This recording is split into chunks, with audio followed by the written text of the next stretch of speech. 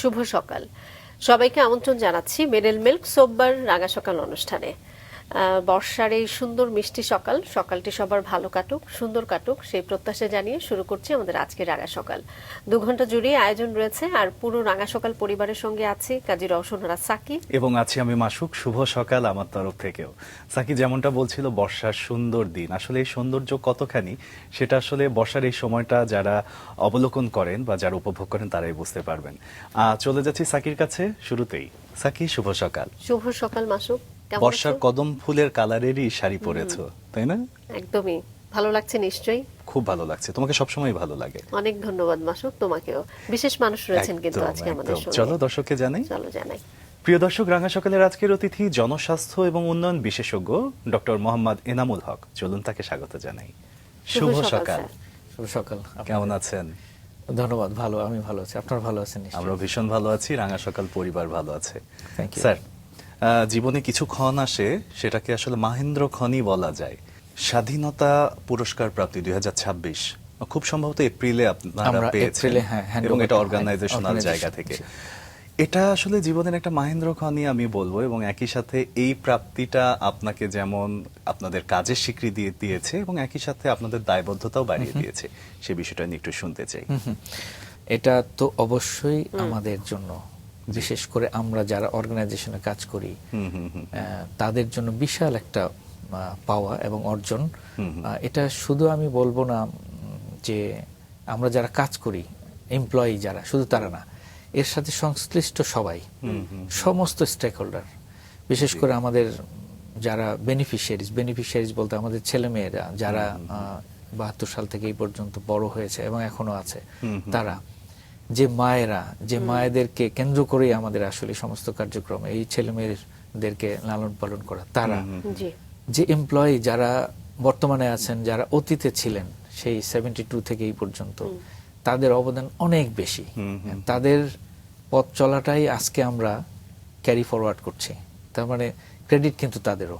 চমৎকার। পাশাপাশি আমাদের সাথে যারা আছেন, বিশেষ করে যারা সহযোগিতা করছেন আর্থিকভাবে, আমাদের ডোনার, আমাদের পরামর্শদাতা, আমাদের কর্পোরেট সেক্টরস, আমাদের লোকাল স্পন্সর যারা আছেন, আমাদের সরকার, সবচেয়ে বড় কথা হলো সরকারের যে রিকগনিশন, এই রিকগনিশনটা আমাদের জন্য, আমাদের পথ চলাটা আরো অনেক বেশি সহজ হবে, এবং আমাদের দায়বদ্ধতা, অ্যাকাউন্টেবিলিটি, এবং আমাদের সামনে আরো অনেক বেশি দায়িত্ব গ্রহণ করার যে স্বীকৃতি এবং সামনে যাওয়ার যে অঙ্গীকার, এটা আমাদেরকে আরো বেশি উৎসাহিত করে। স্যার, একদমই শুরুতে যদি শৈশব থেকে আসি, কোথায় ছিল জন্ম, কেমন ছিল শৈশব, সবকিছু জানতে চাই আপনার। Thank you. ইনফ্যাক্ট প্রথমে আমি মাস্টারকে একটু ধন্যবাদ জানাই যে আমাকে এরকম একটা সুযোগ করে দেওয়ার জন্য।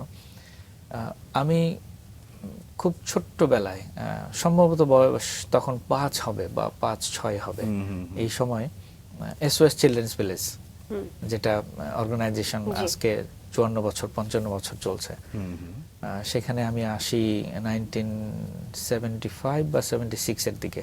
জি। আমার সাথে আমার ছোট ভাই ছিল।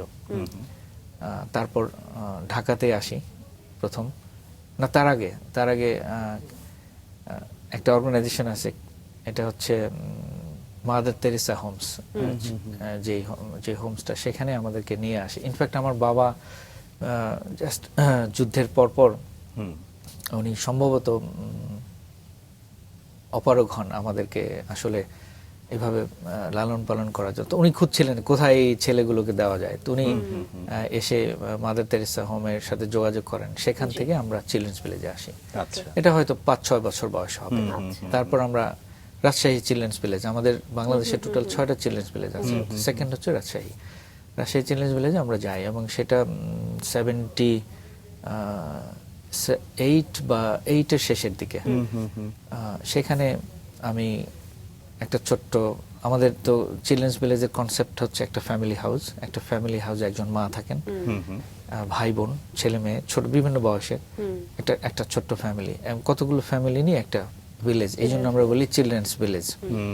তা আমি একইভাবে একটা ছোট্ট ঘরে 4-5 জন ভাই বোন পাই, একজন মা এই মুহূর্তে বেঁচে নাই, উনি মারা গিয়েছেন। উনি আচ্ছা, একটু আমি ইন্টারাপ্ট করতে চাই, একটু কনসেপ্টটা জানতে চাই। আমার মনে হয় চিলড্রেন্স ভিলেজ নিয়ে অনেকেই মানে আইডিয়াটা আসলে ক্লিয়ার না। রাইট রাইট বিষয়টা কি এরকম যে একটা পরিবার না, যেখানে একজন বাবা আছেন, মা আছেন, ভাই বোন, কিংবা শুধু বোন ভাই, এরকম একটা পরিবারে গিয়ে অন্য একটা শিশু এসে সেখানে যুক্ত হচ্ছে, বিষয়টা কি এরকম? আচ্ছা, আমি একটু ক্লিয়ার করি, হ্যাঁ, একদম শুরু থেকে। জি জি। সেটা হচ্ছে আমাদের অর্গানাইজেশন 1949-এ অস্ট্রিয়াতে প্রথম যাত্রা শুরু করে, তারপর এশিয়াতে 1967-এ সাউথ কোরিয়াতে আসে, এবং বাংলাদেশে 1972-তে। কনসেপ্ট হলো এই যে পৃথিবীতে যে সমস্ত ছেলে মেয়ের কেউ নাই, বাবা মা নাই, তারাই তাদের লাস্ট রিসোর্ট হচ্ছে SOS children's village. SOS children's ভিলেজটা কি? একটা ফ্যামিলি লাইক কেয়ার, আমরা বলি এফএলসি, ফ্যামিলি লাইক কেয়ার, যেখানে একজন মা থাকবেন ওই পরিবারের কেন্দ্রে। মায়ের সাথে বিভিন্ন বয়সের 5 থেকে 6 জন ছেলে মেয়ে থাকবে, তারা ব্রাদার্স অ্যান্ড সিস্টার্স হিসেবে বড় হবে। আচ্ছা, যদিও তারা রক্তের সম্পর্কের না, কিন্তু রিলেশনশিপটা থাকবে ব্রাদার্স অ্যান্ড সিস্টার্স। এবং ওই মাকে কেন্দ্র করে ওই পরিবারটাকে একটা ফ্যামিলির থাকে, এবং প্রত্যেকটা চিলড্রেন্স ভিলেজে 10 থেকে 15টা ফ্যামিলি হাউস আছে। আচ্ছা, এই জন্য আমরা বলি চিলড্রেন্স ভিলেজ। এটা হচ্ছে আমাদের বর্তমান স্ট্রাকচারাল যে সেটআপ। এই প্রত্যেকটা ফ্যামিলি হাউস 3টা বা 4টা ফ্যামিলি হাউস নিয়ে একটা পাড়া, 3-4টা পাড়া নিয়ে একটা ভিলেজ, এই জন্য আমরা বলি চিলড্রেন্স ভিলেজ। এবং প্রত্যেকটা ফ্যামিলির আবার বিভিন্ন নাম থাকে। আচ্ছা, এবং এক ঘরের ছেলে মেয়ে আরেক ঘরের আর পাশের ঘরের ছেলে মেয়েকে খালাতো ভাই বোন, যে আমরা যে বাইরের নর্মাল ফ্যামিলিতে যেভাবে ট্রিট করি, ঠিক ওরাও পাশের ঘরের আম্মুকে খালাম্মা বলবে, তার নিজের ঘরের মাকে মা বলবে। এভাবেই আমরা চেষ্টা করি একটা ফ্যামিলি এনভায়রনমেন্ট দিতে, যাতে ন্যাচারালি তারা ফিল না করে যে আমরা আসলে ফ্যামিলি। এটা স্যার মানে কন্ট্রোল করছেন কারা বা পরিচালনা করছেন কারা? পরিচালনা আমাদের পৃথিবীতে 136 প্লাস কান্ট্রিতে, 136টা দেশের বেশি কান্ট্রিতে আমাদের এই কার্যক্রমটা পরিচালিত হচ্ছে, উইথ বাংলাদেশ, ইনক্লুডিং বাংলাদেশ। এবং এশিয়াতে প্রায় 14টা দেশ আছে, Bangladesh, Pakistan, India, Nepal, Sri Lanka, Cambodia, Thailand, Vietnam, এরকম আরো জাপান, সবগুলো দেশেই পরিচালিত হচ্ছে। আচ্ছা, এবং আমরা বাংলাদেশে 1972-তে শুরু করি, ঢাকায় প্রথম, second Rajshahi, third Khulna, fourth হচ্ছে চিটাগাং, ফিফথ বগুড়া, এবং সিক্স সিলেট। এই 6টা জায়গা আমাদের চিলড্রেন্স ভিলেজ এক্সপানশন হয়। আচ্ছা, এবং এটা হচ্ছে আমাদের রেসিডেন্সিয়াল, এক একটা ফ্যামিলি সেটআপে ছেলে মেয়েরা বড় হয়। এর পাশাপাশি আমাদের অর্গানাইজেশনের আন্ডারে কমিউনিটি সেন্টার্ড অ্যাক্টিভিটিজ আছে, যেমন আমরা বলি ফ্যামিলি স্ট্রেংথেনিং। যে সমস্ত ছেলে মেয়েরা তাদের ফ্যামিলিতে থেকেই চিলড্রেন্স ভিলেজে আসতে পারছে না, কিন্তু তাদের নিড আছে, তাদেরকে আমরা তাদের ফ্যামিলিতে, তাদের কমিউনিটিতে রেখেই আমরা সাপোর্ট করি। এরকম প্রায়, যেমন কোন ছেলের বা মেয়ের বাবা মা আছে, কিন্তু ওনারা খুবই গরিব, ভালনারেবল, অথবা উইমেন হেডেড একটা ফ্যামিলি যেখানে বাবা নাই, আর্নিং ক্যাপাসিটি নাই, ওই ছেলে মেয়েদেরকে আমরা এনরোল করি ওই ফ্যামিলি স্ট্রেংথেনিং প্রোগ্রামের আন্ডারে, এবং তাদেরকে এডুকেশন সাপোর্টটা দেই, ফুল প্রিভেন্টিভ হেলথ কেয়ারের সাথে যুক্ত করি, এবং নিউট্রিশনাল সাপোর্টও আমরা দেই। এবং ওই ফ্যামিলি মেম্বার যারা আছে তাদেরকে স্কিল ট্রেনিং দিয়ে যাতে এমপ্লয়মেন্ট জেনারেশনের সাথে তারা যুক্ত হতে পারে, যাতে 3 to 5 ইয়ার্সের মধ্যে ওই ফ্যামিলিটা স্ট্রেংথেন হয়, এবং পরবর্তীতে কোনো অর্গানাইজেশন বা কারো কাছে তারা হাত না পাতে। এই জন্য আমরা বলছি ফ্যামিলি স্ট্রেংথেনিং প্রোগ্রাম। এই প্রোগ্রামের আওতায় এই মুহূর্তে প্রায় 15,000 ছেলে মেয়ে আমাদের সাপোর্টে আছে। এই পর্যন্ত 1,30,000-এর মতো ছেলে মেয়ে আমরা বিভিন্নভাবে বেনিফিশিয়ারিজ তাদেরকে উপকৃত করেছি এইভাবে সাপোর্ট দিয়ে বাংলাদেশ থেকে। স্যার, এই বিষয়টা নিয়ে তো আমরা বিস্তারিত জানবোই, যে আপনারা এখন কতজন শিশুকে সাপোর্ট দিচ্ছেন বা সামনে আরো পরিকল্পনাগুলো কি কি ছিল। আপনি বলছিলেন যে এরকম একটা চিলড্রেন্স ভিলেজে আপনার শৈশব কেটেছে, আমরা সেই জায়গাটিও আজকে একটু জানতে চাই। তার আগে ছোট্ট করে আপনার সম্পর্কে দর্শকদেরকে জানাই স্যার, তারপর ফিরবো সেই গল্পে। দর্শক, Mohammad Enamul Haque, SOS children's villages international in বাংলাদেশের ন্যাশনাল ডিরেক্টর এবং SOS হারমান মেইনার কলেজ ঢাকার গভর্নিং বডির চেয়ারম্যান হিসেবে দায়িত্ব পালন করছেন। প্রায় 2 যুগেরও বেশি সময় ধরে তিনি নন প্রফিট খাতে নেতৃত্ব দিয়ে প্রোগ্রাম উন্নয়ন, কৌশলগত পরিকল্পনা, সাংগঠনিক ব্যবস্থাপনা এবং শিশু অধিকার প্রতিষ্ঠায় বিশেষ দক্ষতার পরিচয় দিয়েছেন। 2020 সালের জুনে তিনি ন্যাশনাল ডিরেক্টর হিসেবে দায়িত্ব গ্রহণ করেন। এর আগে দীর্ঘ প্রায় 15 বছর ডেপুটি ন্যাশনাল ডিরেক্টর হিসেবে সফলভাবে দায়িত্ব পালন করেন। তার নেতৃত্বে শিশু সুরক্ষা, শিক্ষা ও জরুরি সহায়তা কার্যক্রমে উল্লেখযোগ্য অগ্রগতি অর্জিত হয়েছে এবং ইউথ ক্যাম্প ও কোভিড-19 ERP, ডিজিটাল ডিভাইডের মতো উদ্ভাবনী উদ্যোগ বাস্তবায়নের মাধ্যমে প্রতিষ্ঠানটি নতুন উচ্চতায় পৌঁছেছে। SOS চিলড্রেন্স ভিলেজেস বাংলাদেশ দীর্ঘদিন ধরে পরিবারহারা এবং ঝুঁকিপূর্ণ শিশুদের সুরক্ষা ও উন্নয়নে কাজ করে যাচ্ছে, যেখানে ডাক্তার এনামুল হকের অবদান অত্যন্ত গুরুত্বপূর্ণ। তার নেতৃত্বে প্রতিষ্ঠানটি সমাজ সেবা ক্যাটাগরিতে দেশের সর্বোচ্চ রাষ্ট্রীয় সম্মান স্বাধীনতা পুরস্কার 2026 অর্জন করেছে, যা তার দক্ষ নেতৃত্বের স্বীকৃতি বহন করে।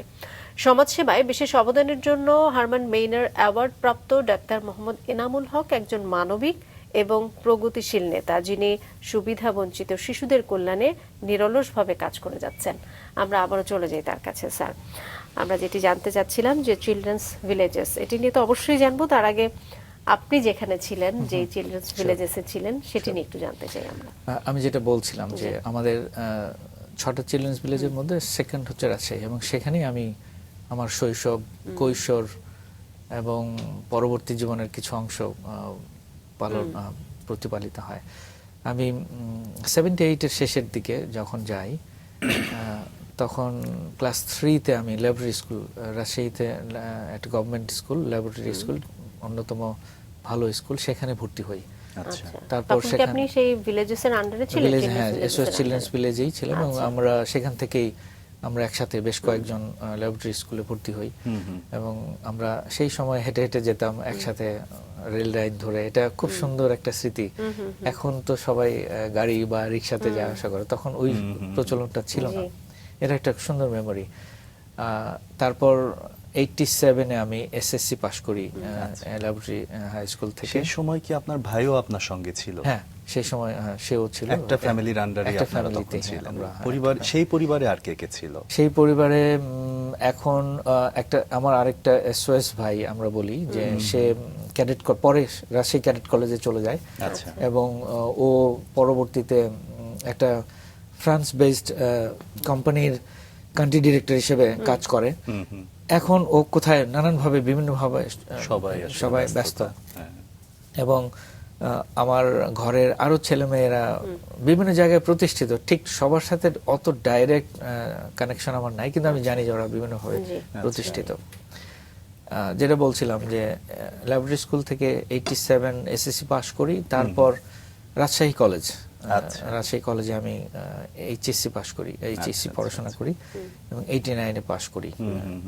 এরপর রাজশাহী মেডিকেল কলেজ।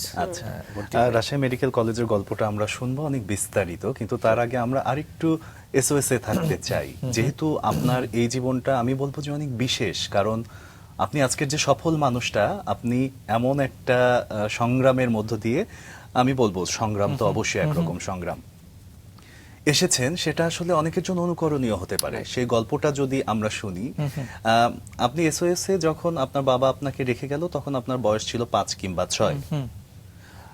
এই SOS এ ইনক্লুড হওয়ার কি কোনো নির্ধারিত বয়স সীমা আছে? কোনো ক্যাটাগরি আছে কিনা? আমরা সাধারণত একেবারে জন্ম নিউবর্ন বেবি, একবার 1 ঘন্টার বাচ্চা থেকে শুরু করে 5 থেকে 6 বছর বয়সের ছেলে মেয়েদেরকে ওয়েলকাম জানাই। কেন? কিন্তু এক্সেপশনাল কেসও আছে। যদি আপন ভাই বোন হয়, তাদের ক্ষেত্রে এইজটা একটু ফ্লেক্সিবল করা হয়, কারণ ওই আপন ভাই বোনের বন্ডিংটা আমাদের দরকার। যদি এরকম আমরা সিবলিংস পাই, তখন তাদেরকে সেম ফ্যামিলি হাউসে রাখি, যাতে করে ওই আপন ভাই বোনের যে বন্ডিং, এই বন্ডিংটা অন্য ছেলে মেয়েদের মধ্যেও স্প্রেড হয়, বোঝে যে আসলে ভাই বোন রিলেশনশিপটা কি। তো ওই কারণেই হতে পারে যে ওই বয়সে, আর ওই 5 বা 6 বছর বয়সের নেওয়ার পেছনে কারণ হলো ওদেরকে ফর্মাল এডুকেশনে নিয়ে যেতে গেলে একটা এজ একটা বিশাল ফ্যাক্টর। তো এটাও আর একটা ব্যাপার। তবে এক্সেপশনাল কেস থাকে, তাদেরকে এক্সেপশনালি হয়তো একটু বড় এজেও তাদেরকে স্কুলে ভর্তি করতে হয়, তাদেরকে ওইভাবে পুশ করতে হয় নানানভাবে লেখাপড়ার সাইডটা যাতে তারা কভার করতে পারে। আচ্ছা। অথবা সব সময় যে আমরা সাকসেসফুল হই নট নেসেসারি, অনেক ধরনের স্ট্রাগলও আছে আমাদের এই কারণ এরা সবাই কিন্তু কোনো না কোনো ভাবে ট্রমাটাইজড, এটা নো ডাউট। হ্যাঁ, এটা কিন্তু আমরা স্বীকার করি বা না করি, যে সমস্ত ছেলেমেয়েরা আমাদের সাথে আসে তারা যে কোনো ভাবেই হোক মানসিকভাবে তারা অনেক বেশি ট্রমাটাইজড। না, ফলে আমার ওই তো একটা জায়গায় জায়গায় মনে হয়েছে, যদিও আপনারা অনেক কেয়ার নিয়ে তাদেরকে বড় করছেন বা অনেক কেয়ারিং এর মধ্য দিয়ে তারা বড় হচ্ছে, একটা সুন্দর পরিবেশও হয়তো তাদেরকে দেয়া হচ্ছে, কিন্তু একটা পরিবার ছেড়ে আসা এটাই তো আসলে একটা বিশাল ট্রমা। Absolutely. নিজের ফ্যামিলিটাকে ছেড়ে কিন্তু একটা ওই ছোট্ট এটাই তো বয়সে। বাস্তবতা না? আমরা তো, এবং এটা প্রিভেন্ট করার জন্য আমাদের কমিউনিটি যে প্রোগ্রামটা, রাইট। যাতে করে এই ফ্যামিলি সেপারেশনটা না হয়, আচ্ছা। এটাই হচ্ছে আমাদের টার্গেট। এবং আলটিমেটলি এই ছেলে মেয়ে যারা আমাদের সাথে আসে চিলড্রেন্স ভিলেজে, আলটিমেট গোল হচ্ছে তাদেরকে তাদের রুটে রিইউনিফাইড করা। কারণ at the end of the day তারা কিন্তু একটা সময়, এটা হলো টেম্পোরারি একটা কেয়ার, টেম্পোরারি শেল্টার। তারা তাদের আত্মীয় স্বজন, তাদের কমিউনিটিতে গিয়ে বড় হবে, তাদের রুটে গিয়ে তারা মানে আত্মীকরণ হয়ে যাবে যে হ্যাঁ আমি আমার রুটে চলে গেছে। আচ্ছা। এটা আমাদের সার্বক্ষণিক চেষ্টা থাকে। এবং এই কারণেই আমাদের প্রোগ্রামের ভিতরেও কিছু চেঞ্জ এসছে এই সময়টা। কেন? আমরা দেখছি যে এই যে ইনস্টিটিউশনাল যে কেয়ার, এই ইনস্টিটিউশনাল কেয়ারে অনেক নেগেটিভ ইম্প্যাক্ট পাওয়া যায়। কিরকম? যেমন অনেক ছেলে মেয়েরা আছে তাদের আইডেন্টিটি ক্রাইসিসে ভোগে। অনেকে আছে সোশ্যাল স্কিলগুলো ডেভেলপ করা হয় না, পারে না। অনেকে আছে ডিপেন্ডেন্সি ডেভেলপ করে। তারা এখানে, কারণ আমাদের এই চিলড্রেন্স ভিলেজ হচ্ছে একটা safe secure place. Child safeguarding এর ব্যাপার একেবারেই জিরো টলারেন্স আমাদের জন্য। এবং এরই স্বীকৃতি স্বরূপ আমরা যে কেসিএস লেভেল 1, যেটা ইন্টারন্যাশনালি রেকগনাইজড একটা সার্টিফাইড কেসিএস লেভেল 1 সার্টিফিকেশন আমরা পেয়েছি, যে এখানে যে বাচ্চারা আসবে তারা সুরক্ষিত, নো অ্যাবিউজ কেস। কিন্তু যেখানেই ছেলে মেয়ে থাকবে সেখানে অ্যাবিউজ হবে, কিন্তু চান্সটা হবে একবারে জিরোর দিকে। তো এখন পরিবর্তিত পরিস্থিতিতে আমাদের যেটা করতে হচ্ছে সেটা হচ্ছে কমিউনিটি ইন্টিগ্রেটেড ফ্যামিলি হাউস। আচ্ছা। এটা কেমন? যে এই ফ্যামিলি হাউসটাকে, যেটা আমার চিলড্রেন্স ভিলেজের বাউন্ডারির ভিতরে আছে, তাদেরকে আমরা এই বাউন্ডারির বাইরে কমিউনিটিতে সাধারণ মানুষ, সাধারণ পরিবার যেভাবে থাকছে, তাদের এই এক্সপিরিয়েন্সটা যাতে নিতে পারে, এই সুবিধাটা আমরা দিতে চাই। এবং আমরা স্টার্ট করেছি প্রোগ্রামে। সেখানে কমিউনিটির যে রিসোর্স, একটা অ্যাপার্টমেন্টে একজন মা, তার সাথে 5 থেকে 6 জন ছেলে মেয়ে থাকবেন বিভিন্ন বয়সের, যেটা চিলড্রেন্স ভিলেজের ছিল। এবং তারা ওই কমিউনিটির যে কনস্ট্রেইন্ট আছে, কমিউনিটির যে রিসোর্সগুলো আছে, সেগুলোই ব্যবহার করবে। তাদের জন্য আলাদা করে গাড়ি দিয়ে স্কুলে পাঠানো, বাজারে পাঠানোর ব্যবস্থা না। তারা ওই কমিউনিটির ভেহিকেল, অ্যাভেলেবল ভেহিকেল ইউজ করবে। তারা শিখবে রিক্সাওয়ালার সাথে কিভাবে ডিল করতে হয়, একটা জায়গায় যাওয়ার জন্য তার সাথে কথা বলতে হয় কিভাবে, তারপর বাজারে গিয়ে বার্গেনিং করতে হয় কিভাবে, স্কুলের ফিটা কোথায় দিতে হবে, কোন ব্যাংকে অ্যাকাউন্ট করা যায়। এই যে সোশ্যাল স্কিলগুলো, এই স্কিলগুলো কিন্তু যখন তারা ভিলেজের ভিতরে থাকে, এগুলো কিন্তু কেউ না কেউ করে দেয়। আচ্ছা। কিন্তু যখন সে কমিউনিটিতে যাবে, কমিউনিটির যে এনভায়রনমেন্ট, এই এনভায়রনমেন্টের সাথে সে আস্তে আস্তে আস্তে আস্তে নিজেকে অ্যাডাপ্ট করবে, রেজিলিয়েন্স। স্যার, এখানে আমার একটা প্রশ্ন, যে পরিবারটা তাদেরকে দেয়া হচ্ছে, সেখানে কি ট্রেইনি কোনো ফাদার মাদার এরকম কোনো বিষয়, নাকি আসলে একেবারে নরমালি আমরা যে পরিবার? আসলে আমাদের এসওএস চিলড্রেন্স ভিলেজের কনসেপ্টটা কোত্থেকে আসলো? 1949 ওই সময় অস্ট্রিয়ার একজন ভদ্রলোক ডক্টর হারমান বাইনার, যার নামে আসলে আমাদের স্কুল, উনি এই কনসেপ্টটাকে ডেভেলপ করেন। কিভাবে? ওনারা 8 ভাই বোন ছিলেন ওনাদের ফ্যামিলিতে। ওনার মা তার 8তম বাচ্চাটাকে জন্ম দেওয়ার সময় মারা যান ডেলিভারি কমপ্লিকেশনসে। এবং সেই সময় তার ফ্যামিলিতে বড় বোন যিনি ছিলেন, বড় বোন টোটাল ফ্যামিলির দায়িত্ব নেন এবং তাদেরকে সুন্দরভাবে বড় করেন। এবং ডক্টর হারমান মাইনার দ্বিতীয় বিশ্বযুদ্ধ 1949 ওই সময় উনি অস্ট্রিয়ার মেডিকেল কলেজের সেকেন্ডারি স্টুডেন্ট ছিলেন। আচ্ছা। উনি পড়াশোনা চলাকালীন সময়ে উনি দেখলেন দ্বিতীয় বিশ্বযুদ্ধের সময় অনেক ছেলে মেয়ে তাদের বাবা মা হারায়, অনেক অসহায় হয়ে যায়। হুম, হুম। তো উনি চিন্তা করলেন যে এই ছেলে মেয়েগুলোকে যদি আমরা, আমার বোন যেহেতু আমাদেরকে মানুষ করেছে, আমি যদি বোনের মতো কাউকে এদেরকে দিতে পারি তাহলে হয়তোবা তারা বেঁচে যেতে পারে, হয়তোবা তারা সার্ভাইভ করবে। আচ্ছা। এই কনসেপ্ট থেকে উনি ওনার কয়েকজন বন্ধুর সাথে আলাপ আলোচনা করে সেই সময় বলে যে অস্ট্রিয়ান 600 শিলিং নিয়ে অস্ট্রিয়ার ইমস্টে প্রথম যাত্রা শুরু করেন। একজন মাকে, মা আমরা বলি মা, ফাদার, মাদার ফিগার, ফাদার না মাদার, মা, শুধু mother। একজন শুধু মা। আচ্ছা। কনসেপ্টটা এই, এবং সেখান থেকেই এসওএস চিলড্রেন্স ভিলেজের যে প্রিন্সিপাল, মূল প্রিন্সিপাল, 4টা principle, mother, brothers and sisters, family, কতগুলো ফ্যামিলি নিয়ে একটা কমিউনিটি, এসওএস চিলড্রেন্স ভিলেজ, এই 4টা মূল নীতির উপর ভিত্তি করে আমরা আমাদের কার্যক্রমটা ওয়ার্ল্ড ওয়াইড পরিচালনা করছি। এখন সেখানে ওই যে মা যিনি থাকবেন, যদিও মডার্ন কনসেপ্টে বলা হচ্ছে মা না, আমরা বলি প্যারেন্টস, এসওএস প্যারেন্টস। সেখানে একটা কাপল হতে পারে, মা বাবা দুজনেই কিন্তু একটা দুজন 5জন ছেলে মেয়ের দায়িত্ব নিতে পারেন। তো আমাদের এশিয়ান কনটেক্সটে আমরা মা বা কেয়ার গিভার, আমরা যদি আরো মডার্ন টার্মিনোলজি ইউজ করি, নিউট্রাল, একজন ফিমেল কলিগকেই আমরা তার দায়িত্বটা দেই, যাতে করে ওই ঘরের ছেলে মেয়েগুলো একটা মাদারলি অ্যাফেকশন পায়, একটা মাদারলি টাচ পায়। আচ্ছা।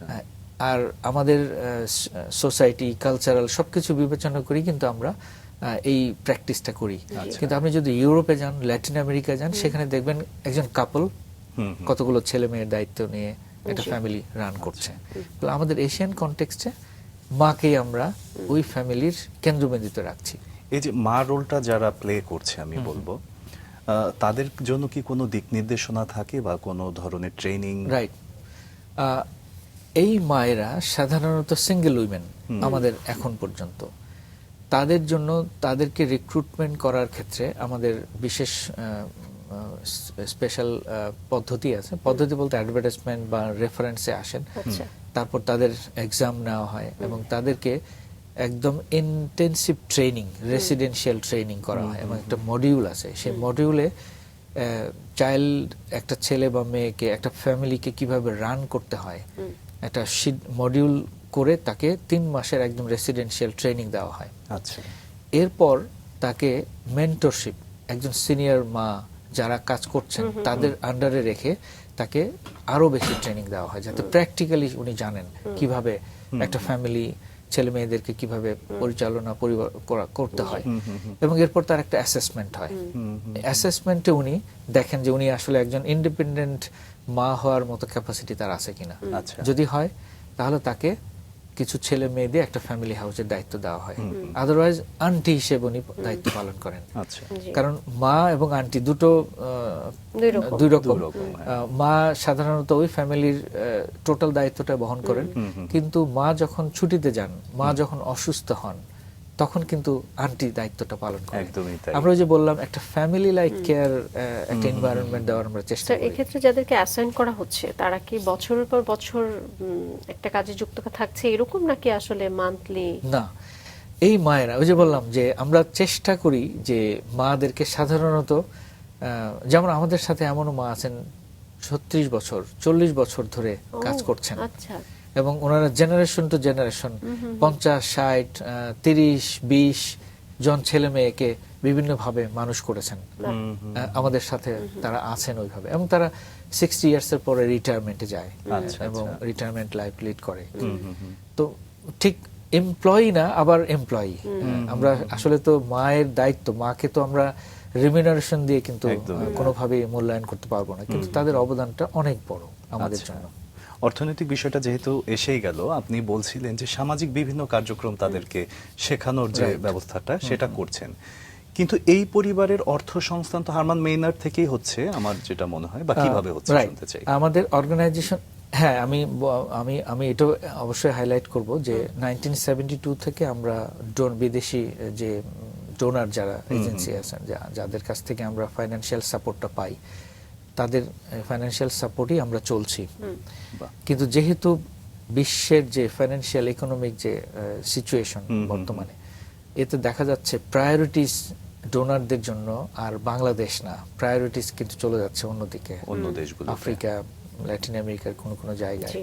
ফলে আমাদের এখানে একটা চেষ্টা থাকবে যে আমরা ফাইন্যান্সিয়ালি কিভাবে সেলফ সাফিসিয়েন্ট হতে পারি বা সাস্টেইনেবিলিটি অর্জন করতে পারি। আচ্ছা এই কারণেই আমরা খুব রিসেন্টলি গত 2-1 বছর ধরে চেষ্টা করছি যে fund raising, local fund raising আমরা কিভাবে পেতে পারি। আচ্ছা এবং এই স্বাধীনতা পুরস্কার অন্যতম একটা ইন্সপিরেশন হবে আমাদের জন্য, যে এই পদক্ষেপে ফান্ড রেজিংও আমাদেরকে হেল্প করবে। পাশাপাশি গত বছর আমরা এনবিআর কাছ থেকে ডোনেশনের উপর ট্যাক্স এক্সাম্পশনের রেয়াতটা আমরা পেয়েছি, যেটা আমাদেরকে আরেকটু উৎসাহিত করবে এবং এর জন্য আমরা সরকারকে সাধুবাদ জানাই, ধন্যবাদ জানাই। নিশ্চয়ই।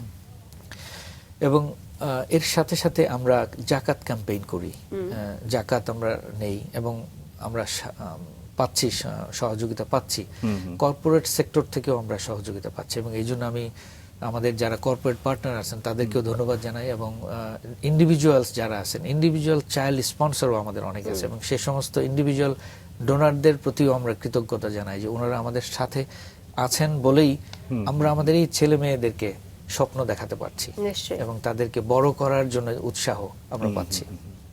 তো ফাইন্যান্সিয়ালি আমাদের সেলফ সাফিসিয়েন্ট হওয়ার জন্য নানানভাবে আমরা লোকালি ফান্ড রেইজিং অ্যাক্টিভিটিজে উদ্যোগ নিচ্ছি, যেটা আমাদেরকে ভবিষ্যতে পরিকল্পনায় আরো সহায়তা করবে। নিশ্চয়ই। স্যার, এটা তো আমরা জানছি যে চিলড্রেন্স ভিলেজেসের যে অ্যাক্টিভিটিগুলো, ফান্ড রাইজিং সবকিছু, আমরা একটু আপনার বিষয়ে আসতে চাই। Sure. যে সেই যে আপনার বেড়ে ওঠা সেই চিলড্রেন্স ভিলেজেসে, সেখান থেকে আপনি ল্যাবরেটরি হাই স্কুলে পড়লেন, আস্তে আস্তে আপনি কিভাবে এই এসওএস যে চিলড্রেন্স ভিলেজ, এটির সঙ্গে আপনার যুক্ততাটা আসলে কিভাবে হলো? আমি জানতে চাই যে একটা সময় তো আপনি সেখানে বড় হয়েছেন, Right. এবং আপনি যখন এখন তাদেরকে শেল্টার দিচ্ছেন, সেটার জন্য নিশ্চয়ই আপনাকে অনেকগুলো ধাপ পের হতে হয়েছে। Absolutely. সেই বিষয়গুলো নিয়ে একটু জানতে চাই সেই জায়গাটা। Thank you. যেভাবে বলছিলাম, রাজশাহী কলেজ থেকে এইচএসসি পাশ করার পরে রাজশাহী মেডিকেল কলেজে ভর্তি হই এবং সেখান থেকে 1996 আমি পাশ করি। পাশ করার পর ঢাকা শিশু হসপিটালে কিছুদিন কাজ করি। তারপর আমি চলে যাই অস্ট্রেলিয়াতে। আচ্ছা। ও সেখানে গিয়ে master of public health, university of Queensland আচ্ছা পড়াশোনা করি। 2000 শেষের দিকে চলে সেটা কি আসি। কোনো স্কলারশিপ নিয়ে গেলেন স্যার? এসওএস চিলড্রেন্স ভিলেজের একটা, ইনফ্যাক্ট আমাদের অর্গানাইজেশনের ইন্টারন্যাশনাল স্কলারশিপ, আমরা বলি প্রেসিডেন্সিয়াল স্কলারশিপ, সেটা একটা সুযোগ আছে, এখনো আছে আমাদের ছেলে মেয়েদের জন্য, যারা একটু মেধাবী, যারা একটু পরিশ্রমী, যারা একটু চায় যে আমি পড়াশোনা করতে চাই, তাদের এই সুযোগটা এখনো আছে। চমৎকার। এবং সেভাবেই আমরা পড়াশোনা করে এসেছি। এবং এখন এরপর দেশে ব্যাক করে আমি Damien foundation, tuberculosis and leprosy নিয়ে যারা কাজ করে, এটা হলো বেলজিয়াম বেসড একটা অর্গানাইজেশন, সেখানে মেডিকেল অফিসার হিসেবে কিছুদিন কাজ করি। আচ্ছা এবং সেই সময় ওই যে হারমোন মাইনার অ্যাওয়ার্ড, যে অ্যাওয়ার্ডটা, জি। এই অ্যাওয়ার্ডটা হচ্ছে শুধুমাত্র তারাই পাবে যারা এসওএস চিলড্রেন্স ভিলেজে বড় হয়েছে এবং সমাজে বিভিন্নভাবে কন্ট্রিবিউট করছে। আচ্ছা। তো সেই সুবাদে আমি এশিয়াতে প্রথম এটা হচ্ছে 7th হারমোন মাইনার অ্যাওয়ার্ড আমাকে মনোনীত করে। ওই যে টিউবারকুলোসিস অ্যান্ড লেপ্রোসি, এটা অনেকটা একটু কেমন যেন সবাই এর সাথে কাজ করতে চায় না, জি, জি। এই স্বীকৃতি স্বরূপ আমাকে মনোনীত করে এবং সেখানে আচ্ছা। পুরস্কারটা দেওয়া হয়। স্যার, আপনাকে আমরা আরো কিছুক্ষণ অস্ট্রেলিয়ার কুইন্সে রাখতে চাই, সেখানকার গল্প একটু শুনতে চাই এবং একই সাথে ওই জায়গাগুলো নিয়ে গল্প শুনতে চাই। যে যেহেতু দেশে আপনি হারমান মেইনারে বড় হলেন, তারপরে ধাপে ধাপে আপনি মেডিকেল কলেজে পড়লেন, হঠাৎ করে অস্ট্রেলিয়া যাওয়ার পর আসলে দেশের মানুষের জীবনযাপনের দর্শন এবং ওখানকার যে জীবনযাপনের দর্শন, দুটোর মধ্যে আসলে সামঞ্জস্য বা বৈসাদৃশ্য কি দেখলেন? ইনফ্যাক্ট সেই সময় আমি বলছি 1999-2000 এই সময়, আজ থেকে প্রায় 26-27 বছর আগের ঘটনা। আমি থেকে যেতে পারতাম, এটা কিন্তু সত্যি। এখন যে ট্রেন্ড আছে, ওই সময় আমার আসলে ইচ্ছা হয়নি। তখন মনে হচ্ছিল না বাংলাদেশেই অনেক কিছু করার আছে, কারণ আমাদের সবসময় এটা একটা ইয়ে ছিল যে আমি যেখানেই যাই করি, আলটিমেটলি দেশের জন্য আমাকে কিছু করতে হবে। তো ওইটা আমার মাথায় ছিল।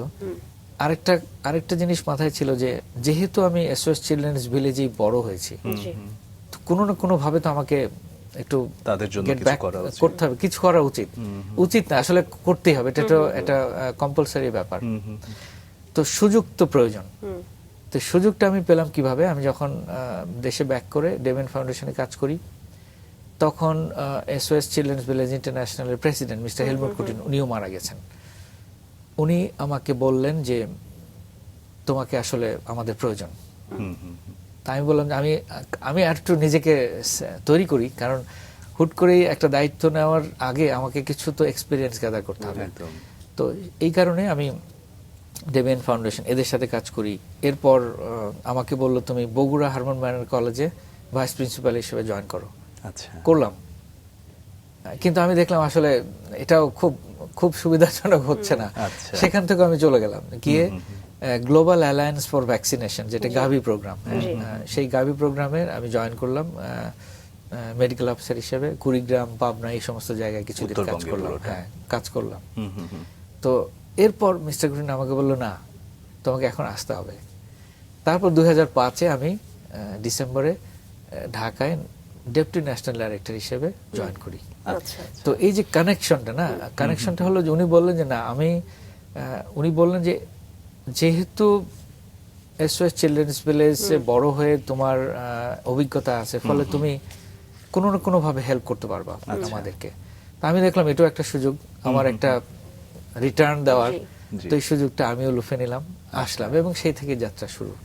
এত কিছুর ফাঁকে পাবলিক হেলথের প্রতি আগ্রহটা কিভাবে তৈরি হলো? আচ্ছা, এটা খুব একটা মজার ঘটনা। সত্যিকার অর্থে আমি যখন পাশ করি, ইন্টার্নশিপ করার পরে ঢাকায় এসে ছোট্ট একটা জায়গায় প্র্যাকটিস করার জন্য বসছিলাম, মিরপুরে কোনো একটা জায়গায়। আচ্ছা। তো আমাদের একটা ওষুধের দোকানে, খুব ছোট্ট, খুব সিম্পল ওয়েতে কিভাবে প্র্যাকটিস করতে হয়, মানুষের সাথে কথা বলতে হয়, এগুলো তো আসলে মেডিকেল সায়েন্স পড়ে আসা থিওরি একরকম, প্র্যাকটিক্যাল আরেকরকম। একদমই না, হ্যাঁ। তা আমি বসে আছি, তো একদিন একটা মেয়ে এসে বলছে যে আমি ডাক্তার দেখাবো, আমার ওই ওষুধ যিনি বিক্রি করেন ওনাকে। তা আমি বসে আছি পাশে, তো বলে ওই যে ডাক্তার, আমার দিকে তাকিয়ে বলে ওই এটা ডাক্তার নাকি? তো মানে হতে পারে ডাক্তার মানে হচ্ছে একদম ভারী, কি হ্যাঁ, হ্যাঁ। একদম রাশ ভারী হবে, বয়স্ক হবে, একটু সবকিছু মিলিয়ে। একদম। আমি তখন মনে করলাম আসলে আমার মনে হয় এই প্র্যাকটিসে খুব একটা ভালো কিছু করা সম্ভব হবে না। ফলে আরেকটা জিনিস হচ্ছে, মেডিকেল সায়েন্সে থাকতে গেলে আপনাকে প্রচুর পড়াশোনা করতে হয়, জি। একদম প্রতিদিনই আপ টু ডেট থাকতে হয়। এটাও একটু আমার Tough জন্য খুব লাগছিল। কষ্টকর। হ্যাঁ। আচ্ছা। পরে দেখলাম যে আলটিমেটলি পাবলিক হেলথে গেলে সম্ভবত একটু রিলিফ পাওয়া যাবে। আচ্ছা। তারপরে পাবলিক হেলথে পড়াশোনার জন্য আমি একটু জি। চেষ্টা করলাম এবং গেলাম, এবং পড়াশোনা যেহেতু করেই আসলাম, ফলে ওই দিকটা ক্লিনিক্যাল সাইডে যাওয়ার আর কোনো সুযোগ হলো না। আচ্ছা। এইভাবেই আলটিমেটলি এই দিকে, এবং তারপরে এখন তো আর মেডিকেল সায়েন্সেই আমি প্রফেশনেই নাই, আলটিমেটলি আমি চলে এসেছি ডেভেলপমেন্ট সেক্টরে। জি জি ফলে চেঞ্জ, নন প্রফিট সেক্টরে আপনি কাজ করছেন। স্যার, আমরা একটু শুনি যে SOS চিলড্রেন্স ভিলেজের কথা তোমরা জানছি, হারমান মেইনার যে কলেজ রয়েছে, যেটির গভর্নিং বোর্ডের চেয়ারম্যান আপনি, এটিরও তো বিভিন্ন ক্যাটাগরি রয়েছে। আমরা মানে বাইরে থেকে যেটা জানতে পারি যে একটু খুব টাফ, খুব বেছে বেছে স্টুডেন্টদেরকে নেওয়া হচ্ছে। এখানে কি কি ক্যাটাগরি আছে, মানে কোন কোন পারপাসে আসলে আপনারা বাচ্চাদেরকে কালেক্ট করছেন? আচ্ছা, আমাদের স্কুলটা, ইনফ্যাক্ট স্কুলটার নামও চেঞ্জ হচ্ছে। হারমান মাইনার নামটা আর থাকবে না, এটা হবে SOS কলেজ ঢাকা। ওকে। কেন? কারণ অর্গানাইজেশন 1949 থেকে এই 78 বা 76 বছর সময় দেখা যাচ্ছে যে ব্যক্তিকেন্দ্রিক একটা কনসেপ্ট। জি। এখন অর্গানাইজেশন ওয়াইজ আমাদেরকে একটা এরকম একটা ইনফরমেশন বা এই ধরনের একটা সাজেশন আছে যে কোনো ব্যক্তিকে আমরা কেন্দ্র না করে একটা হোল অর্গানাইজেশনকে ফোকাস করে। আচ্ছা। এই জন্যই হারমান মাইনার নামটা চেঞ্জ করে আমরা SOS কলেজ ঢাকা করব এবং উদ্যোগ আমরা নিয়েছি। আপনি যেটা বললেন যে কলেজের ক্যাটাগরি, আমাদের এখন হারমান মাইনার কলেজটা যেটা মিরপুরে আছে ঢাকায়, এখানে বাইরের ছেলে মেয়েরাই বেশি পড়ে। জি। আমাদের চিলড্রেন্স ভিলেজের হয়তো 100 বা তারও কম ছেলে মেয়ে পড়াশোনা করে, অরিজিনালি কনসেপ্টটা ছিল এরকম, যখন 1972-তে জি। আমাদের কার্যক্রম শুরু হয়, সেই সময় তো ওই রকম স্কুল কলেজ ছিল না। তখন চিন্তা ছিল যে আমাদের ছেলে মেয়েদের জন্য পড়ানোর মতো করে স্ট্যান্ডার্ড একটা এডুকেশন দেওয়া যায়, তো হোয়াই নট আমরা একটা স্কুল প্রতিষ্ঠা করি। সেই সুবাদে এটা স্কুলটা তো হয় 1986-এ। জি। তার আগে আমাদের ছেলেমেয়েরা অন্যান্য স্কুলগুলো, শাহিন কলেজ, ভিকারুন্নেসা, বিভিন্ন জায়গায় তারা পড়াশোনা করত। তো দেখা গেল যে এদেরকে আনা নেওয়া, এই যে স্ক্যাটার্ড একটা অ্যারেঞ্জমেন্ট করা বেশ টাফ। তখন চিন্তা করলো যে আমরা নিজেরাই যদি একটা স্কুল করি এবং সেখানে কমিউনিটির ছেলে মেয়ের সাথে আমাদের ছেলে মেয়েরাও যে একটা মিক্স করার সুযোগ পাবে, ইন্টারাকশন করার সুযোগ পাবে, এটাও তাদেরকে সহায়তা করবে ইন্টিগ্রেশনে। এই কনসেপ্ট থেকে হারমোন মেরিল কলেজটা প্রতিষ্ঠিত হয়। আচ্ছা। এবং এখন 1200 স্টুডেন্টের মধ্যে প্রায় 100-রও কম আমাদের ছেলে মেয়ের, বাইরের ছেলে মেয়েরাই বেশি। আচ্ছা। এবং এখানে এন্ট্রিটা হচ্ছে ক্লাস 1, এবং ক্লাস 1-এ ওই লটারি, সরকার কর্তৃক যে সিস্টেম, ক্লাস 1-এ লটারির মাধ্যমেই তারা আসে। আচ্ছা। আর অন্য ক্লাসগুলোতে শুধুমাত্র ভ্যাকেন্ট, কেউ চলে গেল, কেউ ট্রান্সফার হয়ে গেল, ওই জায়গায় একটা সিট তার ফাঁকা, মানে ক্লাস 1 এর পরে কোনো সুযোগ আসলে নেই। সুযোগ নাই। আচ্ছা। আর হচ্ছে এসএসসি, যারা এসএসসি পাস করে চলে যাবে 11-এ ভর্তি হবে, ওই সময় একটা সুযোগ স্লট থাকে, আছে স্লট আপনাদের। থাকে। আচ্ছা, কিন্তু ক্লাস 1 আপনারা যেভাবে নিচ্ছেন সেটা আসলে যেটা এটা এই একটু, সময় চলছে হ্যাঁ, এটা লটারি। লটারির মাধ্যমে। এটা তো প্রায় আমাদের দরকার হচ্ছে 40-50 জন ছেলে মেয়ে, একটা ক্লাসে জি, 40 জি। থেকে 42 জন ছেলে মেয়ে থাকে, আচ্ছা। সেখানে অ্যাপ্লিকেশন পড়ে 3-4 হাজার। আচ্ছা, তো এই এটা কি একজন টিচারের সঙ্গে 40 থেকে 50 জন একজন, student? হ্যাঁ, আচ্ছা। একজন টিচার। স্যার, এটা তো পুরোদমে ইংলিশ মিডিয়াম স্কুল না, আচ্ছা। এটা একটা ভুল ধারণা মানুষের, এটা টোটালি বাংলা মিডিয়াম, আচ্ছা। তবে ইংলিশের উপর ইংরেজি ভার্সন মনে হয় না, আছে। ইংলিশ না। ভার্সনও না, আচ্ছা, একদম purely Bangla, Bangla purely version. Bangla. National curriculum যেটা আছে সেটা কি আমরা ফলো করি। আচ্ছা। তবে এখানে বিশেষত্ব হচ্ছে যে আমরা পড়াশোনার পাশাপাশি মানবিক যে সাইডটা আছে না, নীতি নৈতিকতা, এটার উপর বিশেষ গুরুত্ব দেওয়া হয়। আপনি হারমোন মেরিল কলেজে একটা স্টুডেন্ট যখন ভর্তি হবে, সে শুধু লেখাপড়াই করবে না, রাইট, রাইট। তার পাশে সে মানবিক মানে গুণাবলী, values গুলো এখানে আসলে values এর প্রতি বেশি গুরুত্ব এবং দেওয়া হয়। এটাতেই এই কারণে হয়তোবা গার্ডিয়ানরা একটু পছন্দ করে। আমাদের অনেক স্টুডেন্ট আছে, অনেক ভালো ভালো জায়গায় আছে, সরকারের বিভিন্ন উচ্চ পর্যায়ে তারা আছে, এবং তারা নানানভাবে আমাদেরকে সহায়তা করে। এবং এখান থেকে ভালো স্কলারশিপ নিয়ে বাইরেও বাইরেও চলে হ্যাঁ, আসার সুযোগ রয়েছে। চলে। আমি যতটুকু জানি নাসাতেও আমাদের স্টুডেন্টরা আছে। বাহ। স্যার, হারমান মেইনারের বিভিন্ন কার্যক্রম নিয়ে আপনি কথা বলছিলেন এবং আপনার জীবনের সাথে এবং আপনার ক্যারিয়ারের সাথে একদম ওতপ্রোতভাবে জড়িয়ে আছে।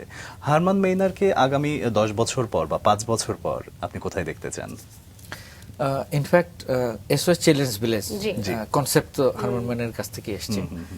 যদিও উনি নাই, উনি 86-এ মারা যান, এবং আলটিমেটলি ওনাকে স্মরণ করি, আমরা বিভিন্নভাবে চলি। এসওএস চিলড্রেন্স ভিলেজ 72 থেকে 2026, 54 বছর পার করে 55 বছরে আমরা পা দিলাম। আমাদের অর্গানাইজেশনটাকে আগামী 10 বছরে আমরা দেখতে চাই, আমি একটু ব্যাকগ্রাউন্ড বলি, এশিয়ার 14টা দেশের মধ্যে এক্সেপ্ট বাংলাদেশ সবারই লোকাল ম্যানেজমেন্ট আছে। আমরা এসওএস বাংলাদেশ শুধুমাত্র, এটা হচ্ছে ডাইরেক্টলি কন্ট্রোল বাই ইন্টারন্যাশনাল। আমাদের এই লোকালাইজেশনটাও একটা অন্যতম আমাদের টার্গেট। আগামী 2-3 বছরের মধ্যে আমরা চাই যে আমাদের লোকাল ম্যানেজমেন্ট ওনারশিপটা নেক। আচ্ছা। কারণ ওই যে বললাম 72 থেকে আর কতদিন ইন্টারন্যাশনাল এই দায়িত্বটা পালন করবে। এই ওনারশিপটা নট নেসেসারিলি ফাইন্যান্সিয়াল, আমি বলবো সব কিছুতে অ্যাকাউন্টেবিলিটি, রেসপন্সিবিলিটিস, ট্রান্সপারেন্সি সবকিছুই যাতে লোকাল ম্যানেজমেন্ট নিতে পারে, এটি আমাদের একটা প্রচেষ্টা থাকবে, এবং আমরা সেই লক্ষ্যেই কাজ করছি। আচ্ছা। এবং সেই ক্ষেত্রে আমাদের সরকারের এখানে বিশেষ একটা সহযোগিতা আমাদের প্রয়োজন। নিশ্চয়ই, নিশ্চয়ই স্যার, এখানে একটু বলতে চাই যে গার্ডিয়ান লেভেল থেকে অ্যাবসলিউটলি অনেকেরই একটা কোয়েশ্চেন থাকে যে আপনি যেটা বললেন যে লোকাল ম্যানেজমেন্ট ট্রান্সফার করা, এটা একটা কনফিউশন তৈরি হয় যে আসলে কি আমার স্কুলটা এরকম থাকবে, স্কুলের কার্যক্রম বা স্কুলের যে কি বলে পজিটিভ দিকগুলো যখন এটা লোকালি চলে আসবে, কোনো লোকাল ম্যানেজমেন্টের হাতে আসছে, তখন আসলে আমরা এটা কতটুকু পাবো বা আদৌ পাবো কিনা, এই বিষয়গুলোর কনফার্মেশন কি আপনারা আসলে দিতে পারবেন? তো নিশ্চয়ই, Absolutely, মানে আসলে absolutely. ট্রান্সপারেন্সির জায়গাটা কোথায়? আমি বলি এখানে কনফিউশনের কোনো সুযোগ নাই, জি। কারণ আমরা এসওএস চিলড্রেন্স ভিলেজ ফেডারেশনের মেম্বার। ফেডারেশন মানে 136 plus countries. Rules, regulations, policies, safeguarding সবকিছুই কিন্তু তাদের অনুযায়ী আমরা চলবো।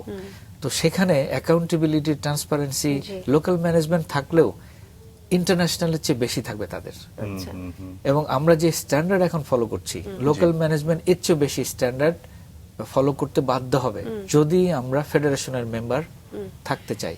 ফলে আমরা ওইভাবেই লোকাল ম্যানেজমেন্টটাকে সেট করব যাতে এই ধারাবাহিকতা থাকে। এবং লোকাল ম্যানেজমেন্টের দায়িত্ব হবে এই অর্গানাইজেশনটাকে যুগ যুগ ধরে টিকিয়ে রাখা, সাস্টেইন করা। কারণ ডোনার এজেন্সি কতদিন আর আমাদেরকে হেল্প করবে? আমাদের নিজেদের পায়ে দাঁড়াতে হবে, আমাদের ইনোভেশন এখানে আনতে হবে। কারণ আমরা এখন শুধুমাত্র ডাইরেক্ট ইমপ্লিমেন্টেশনে যাচ্ছি না, আমরা পার্টনারশিপে যাচ্ছি।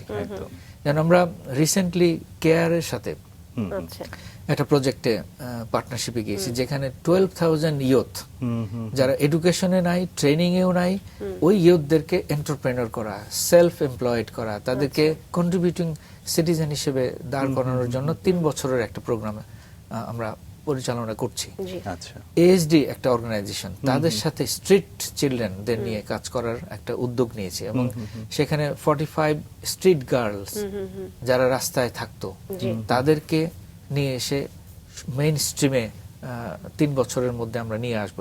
এই যে পার্টনারশিপ প্রোগ্রামগুলো, এগুলো আরো এক্সপানশন হবে। এবং এখানে লোকাল ম্যানেজমেন্টের একটা বিশাল রোল প্লে করতে হবে। কারণ ইন্টারন্যাশনাল কমিউনিটি লোকাল কনটেক্সট জানবে না, যেটা লোকাল কমিউনিটি বুঝবে। এই কারণে লোকালাইজেশন প্রয়োজন। পাশাপাশি ফেডারেশনের মেম্বার হিসেবে আমাদের ইন্টারন্যাশনালি যে রাইটস গুলো এস্টাবলিশ করা, সেটাও লোকাল ম্যানেজমেন্টের পক্ষেই সম্ভব। ভোটিং রাইট, তারপর হলো বিভিন্ন সময় আমাদের রোলস এন্ড রেসপন্সিবিলিটিস গুলোকে আরেকটু ক্লিয়ার করা ইন্টারন্যাশনাল ফোরামে, আমাদের ভয়েস রেইজ করার জন্য লোকাল ম্যানেজমেন্টের প্রয়োজন। এই জন্যই স্ট্যান্ডার্ড গুলো আমরা অবশ্যই ফলো করব। জি নিশ্চয়ই নিশ্চয়ই। স্যার একটু আমরা আসতে চাই ইউথ ক্যান, আপনার একটি বিশেষ উদ্যোগ। এই উদ্যোগের মূল লক্ষ্যটা আসলে কি? ইউথ ক্যান যে প্রোগ্রামটা, ইনফ্যাক্ট এটা শুধুমাত্র আমাদের এসওএস ইন্টারন্যাশনাল বা এসওএস রিলেটেড প্রোগ্রাম। এখানে প্রায় 200-300 ইউথ যাদেরকে আমরা বিভিন্ন কর্পোরেট সেক্টরের সাথে লিংক করে দিয়ে মেন্টরশিপ, মানে এই ইউথদেরকে একটা দিক নির্দেশনা, তাদেরকে অনেক ইউথ আছে তাদের কারিকুলাম ভিটাটা তৈরি করার মতো সক্ষমতা নাই, আমরা মেন্টরশিপ করে দিই। যেমন বাটা, এইচএসবিসি, রেডিসন ব্লু, তারপর সেন্ট্রোটেক্স, এই ধরনের অর্গানাইজেশনগুলো যারা আছে তাদের কর্পোরেট হেড যারা আছেন, এইচআর হেড, সিএসআর হেড, তাদের সাথে ওদের লিংক করে দিই। এবং তারা ওই ইয়ুথদেরকে 1-to-1 মেন্টরশিপে তাদের গাইড করে যে আমি ক্যারিয়ার ডেভেলপমেন্ট করব কিভাবে, আমি আমার লেখাপড়ার এই করছি, আমি ভবিষ্যতে আর কোন দিকে যেতে পারি, কোন কোন জায়গায় আমার অপরচুনিটিস গুলো আছে। এই ইয়ুথ ক্যান এটা একটা। আবার ইয়ুথ ক্যানের মাধ্যমে আমরা ক্লাইমেট রিলেটেড প্রোগ্রামগুলো হাতে নেই, যে ওয়েদার বা যে ক্লাইমেট চেঞ্জ যে ইস্যুগুলো আছে, ইয়ুথদের মাধ্যমে অ্যাম্বাসেডর তৈরি করে তাদেরকে এই ক্লাইমেট রিলেটেড প্রোগ্রামগুলোতে অংশগ্রহণ করায়, যাতে করে ওরাও ওদের জেনারেশনে এই ক্লাইমেট রিলেটেড অ্যাক্টিভিটিস গুলো কন্টিনিউ করে। আচ্ছা, ইয়ুথ ক্যান মূলত এটাই, যে ইয়ুথকে এম্পাওয়ার করা, তাদের ভয়েসকে একটু রেইজ করার সুযোগ করে দেওয়া। এই প্রোগ্রামটা আমরা এসওএস বাংলাদেশের পক্ষ থেকে গত কয়েক বছর ধরে করছি। এবং প্রতি বছরই একটা ইয়ুথ ক্যান একটা হয়, ক্যাম্পেইন হয়। সেখানে বিভিন্ন সেক্টরের, বিশেষ করে যারা গ্রাজুয়েশন করে বিভিন্ন জায়গায় যাওয়ার প্রস্তুতি নিচ্ছে, তাদেরকে এই প্রোগ্রামে অংশগ্রহণ করে। আচ্ছা, গ্রাজুয়েশন তারা যে কোনো জায়গা থেকে করতে পারে। আচ্ছা, কিন্তু তারা এই ইউথ ক্যান এই প্রোগ্রামটিতে যুক্ত হতে পারে। বাহ বাহ, খুবই চমৎকার। সো একটু আসি কোভিড-19 ইআরপি ডিজিটাল ডিভাইড প্রকল্প, এটির মাধ্যমে আসলে কি ধরনের পরিবর্তন আপনারা জানেন যে 2019 এর শেষের দিকে 20 এবং 21 এই যে সময়টা কোভিড, দেখা গেল যে ওই সময় ম্যাক্সিমাম স্কুল বন্ধ। তো আমরা দেখলাম যে এই ছেলে মেয়েগুলো তো আসলে পড়াশোনা থেকে ডিটাচড হচ্ছে, কিভাবে পড়াশোনাটা কন্টিনিউ করা যায়। এবং আমাদের হারমোনিয়াম কলেজ বা আমাদের যে ব্যবস্থাপনা ছিল অনলাইনে, তখনই তো আসলে অনলাইন যে সিস্টেমটা চালু স্টার্ট হলো। এই যে কোভিড-19 সময়ে ইআরপি যে আমরা এই প্রোগ্রামটা চালু করলাম, ডিজিটাল ডিভাইড, আমরা বগুড়াতে আসলে এই প্রোগ্রামটা করি। আচ্ছা। একটা স্কুলে এই যে ট্যাব দিয়ে তাদেরকে, স্টুডেন্টদেরকে ট্যাব দিলাম, টিচারদেরকে কিছু ট্যাব দিলাম, এবং তাদেরকে ট্রেনিংও দিলাম যে অনলাইনে তাদেরকে কিভাবে এডুকেশনটা কন্টিনিউ করা যায়। আচ্ছা। এবং পাশাপাশি আমাদের স্কুল যেগুলো আছে, এসওএস পরিচালিত স্কুল 4টা স্কুল আছে ঢাকা সহ, খুলনা, বগুড়া এবং চিটাগংয়ে, প্রত্যেকটাতে অনলাইনে ক্লাস হতো। এবং সেখানে আমাদের বাচ্চারা কিভাবে অনলাইনে যুক্ত হবে, ওই যে আমাদের চিলড্রেন্স ভিলেজের প্রত্যেকটা ফ্যামিলি হাউসেই কিন্তু আসলে কম্পিউটার আছে উইথ ইন্টারনেট কানেকশন, আচ্ছা। তারা ওইভাবে যুক্ত হতো। আর যাদের কাছে নাই তাদেরকে ওই ট্যাব দিয়ে তাদেরকে আমরা কানেক্ট করাতাম। তো ফলে ওই সময় লেখাপড়ার একটা যে গ্যাপটা কিন্তু আমরা খুব বেশি হতে দেইনি। আচ্ছা আচ্ছা আচ্ছা। এটাও ছিল অন্যতম একটা কোভিডকালীন সময় আমাদের। স্যার, শিশুদেরকে নিয়ে আপনার ভাবনা সবসময় অনেক গভীর, শিশুদেরকে নিয়ে আপনি কাজও করে যাচ্ছেন অনেক বিস্তৃত পরিসরে। সুবিধাবঞ্চিত শিশুদেরকে নিয়ে কাজ করতে গিয়ে নিশ্চয়ই বিভিন্ন ধরনের চ্যালেঞ্জও ফেস করেছেন, একটু গল্পটা ছোট্ট করে শুনি। এখন এই মুহূর্তে আমরা যদি দেখি ফুল অরফান বলতে আমরা বাবা মা নাই এটা কি বোঝায়, যদিও আমাদের রিলিজিয়ন বলে যে বাবা না থাকলেই অরফান, যদিও আমরা ওইটাকে, সবচেয়ে বড় কথা হলো আমাদের অর্গানাইজেশনের প্রিন্সিপাল হচ্ছে মাকে বাচ্চার কাছ থেকে সেপারেট করা যাবে না কোনো অবস্থাতেই। এই জন্য ওই যে বললাম যে আমাদের যে মায়েরা, তাদের আপন ছেলে মেয়েও যদি থাকে, তাদেরকে তাদের সাথে রেখেই কিন্তু চিলড্রেন্স ভিলেজে কাজ করতে পারে। ফলে এটা একটা সুযোগ তাদের জন্য। আর ওই যে চ্যালেঞ্জ বললেন, এখন চ্যালেঞ্জ হচ্ছে ফুল অরফান ছেলে মেয়ে আসলেই নাই, খুব কম। ফলে আমাদের চিলড্রেন্স ভিলেজের এই জন্য প্রোগ্রাম চেঞ্জের এই চ্যালেঞ্জ মোকাবেলা করার জন্য আমাদের চেঞ্জ করতে হচ্ছে যে কমিউনিটি ইন্টিগ্রেটেড, যে আমরা এই জন্য gate keeping policy, national gate keeping policy, যেটা আমরা সরকারের সাথে, সরকারের সমাজসেবা অধিদপ্তরের সাথে এবং মিনিস্ট্রির সাথে কাজ করছি, যে আমাদের একটা গেট কিপিং পলিসি থাকা দরকার। বাংলাদেশে কিন্তু এখন পর্যন্ত ন্যাশনাল গেট কিপিং পলিসি নেই। গেট কিপিং পলিসিটা কি? এর গেট কিপিং পলিসিটা হচ্ছে একটা ছেলে বা মেয়ে সম্পর্কে কেউ বলল যে এর কেউ নাই, তো এর কেউ নাই, ডিসিশনটা কে নেবে? এই যে থ্রু গেট কিপিং পলিসি, পলিসিটা বলে যে এই ছেলে বা মেয়েটা কোথায় যাবে। যদি ওই একটা টিম থাকবে, টিম সেখানে যাবে, যে দেখবে তার সিচুয়েশনটা কি, অ্যানালাইসিস করবে, সে কি কোনো এক্সটেন্ডেড ফ্যামিলির সাথে থাকতে পারে, নাকি ওই কমিউনিটিতে কেউ দায়িত্ব নিতে পারে, নাকি আলটিমেটলি কেউ দায়িত্ব নিচ্ছে না, তখন লাস্ট রিসোর্ট হলো এসওএস চিলড্রেন্স ভিলেজ। তো যদি কেউ কমিউনিটিতে দায়িত্ব নেয়, তখন আমরা কিনশিপ কেয়ার একটা প্রোগ্রাম, এটাও আমাদের কমিউনিটি প্রোগ্রামের আওতায় আছে, যে কোনো আত্মীয় স্বজনের সাথে রেখে তাকে আমরা সমস্ত সাপোর্ট, এডুকেশন সাপোর্টটা আমরা দিই, যাতে করে সে লেখাপড়াটা কন্টিনিউ করে এবং একটা স্বাবলম্বী অবস্থায় যেতে পারে। এটা হলো কিনশিপ কেয়ার। আর কমিউনিটি প্রোগ্রাম তো আমি বললাম এফএসপি, আগেই বলেছি যে সেখানে রেখে। আর যদি কোথাও তার যাওয়ার জায়গা নাই, লাস্ট রিসোর্ট হচ্ছে এসওএস চিলড্রেন্স ভিলেজ। আচ্ছা। এবং এই যে চ্যালেঞ্জগুলো, এই ধাপে ধাপে এই চ্যালেঞ্জগুলো ফেস করি আমরা, মোকাবেলা করি, এখন পর্যন্ত প্রোগ্রাম রান করে যাচ্ছে। আচ্ছা আচ্ছা, চমৎকার স্যার। আপনি বিভিন্ন আন্তর্জাতিক সংস্থার সঙ্গেও কাজ করেছেন, দেশের বাইরে। এই যে অভিজ্ঞতাটা, এটা নিশ্চয়ই আপনার নেতৃত্বের ক্ষেত্রে অনেক বেশি সহযোগিতা করেছে, বিশেষ করে রোটারি ক্লাবের সাথে কাজ করা। অ্যাবসলিউটলি, রোটারি ক্লাবের, রোটারি তো একটা ভলান্টারি সার্ভিস। এখানে যেটা হয় যে বিভিন্ন মানুষের সাথে, বিভিন্ন লিডারদের সাথে যে কানেকশন, এটা খুব বেশি হেল্প করে বিভিন্ন সময়।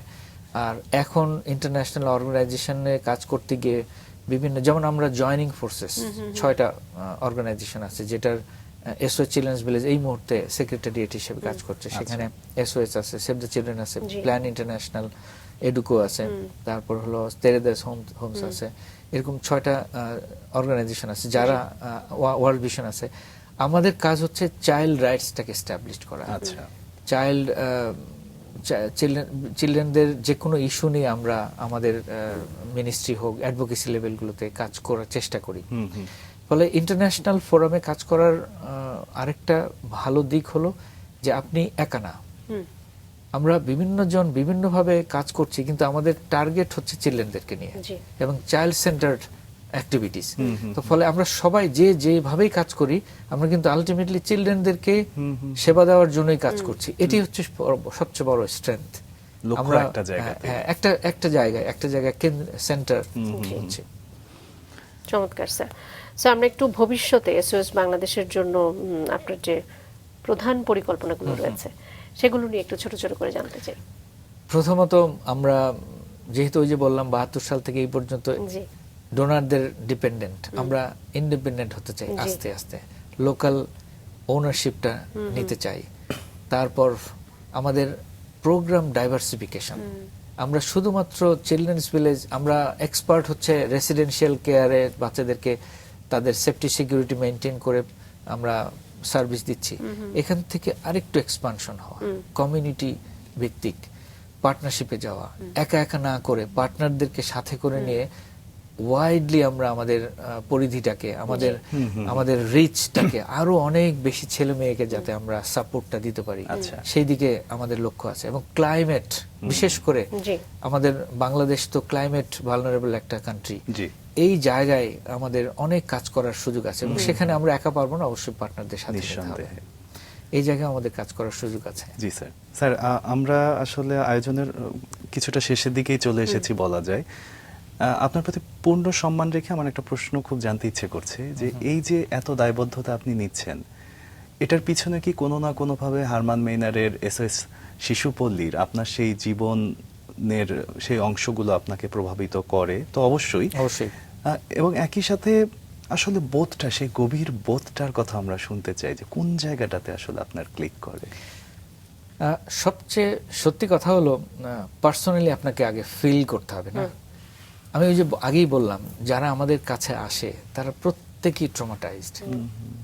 তাদের এই ট্রমাটাকে ওভারকাম করার জন্য, এই ট্রমা হয়তো আমরা কখনোই ন্যাচারালি রিপ্লেস করতে পারবো না, কিন্তু বিন্দুমাত্র হলেও তো সাপোর্ট করতে পারি। এটা হলো একটা সাইড, আমার personal feelings, personal commitment, personal চাওয়া থেকে করা। আরেকটা হচ্ছে আমার ফ্যামিলি। ইনফ্যাক্ট ফ্যামিলি থেকে যে ব্যাকিংটা, ফ্যামিলি কখনোই আমাকে এটার ব্যাপারে ডিসকারেজ করেনি, বলে এটা একটা বিরাট সাপোর্ট। মানে আমার ইনফ্যাক্ট আমার ওয়াইফ, উনি একজন ডক্টর, প্রচন্ড বিজি, আমাদের একটা ছেলে আছে, সেও পড়াশোনা করে। ছোট্ট ফ্যামিলির এই ফ্যামিলির সাপোর্টটা আমার বিশাল অনুপ্রেরণা। পরিবার আসলে স্যার সবসময় আমাদের অনেক বড় শক্তি এবং সেটি নিয়ে আমরা এগিয়ে যাই। স্যার অনেক ধন্যবাদ জানাতে চাই, আজকে আপনি আমাদেরকে সময় দিয়েছেন, অনেক অনেক কৃতজ্ঞতা। আপনাদের অনেক ধন্যবাদ, ভালো থাকবেন, থ্যাংক ইউ।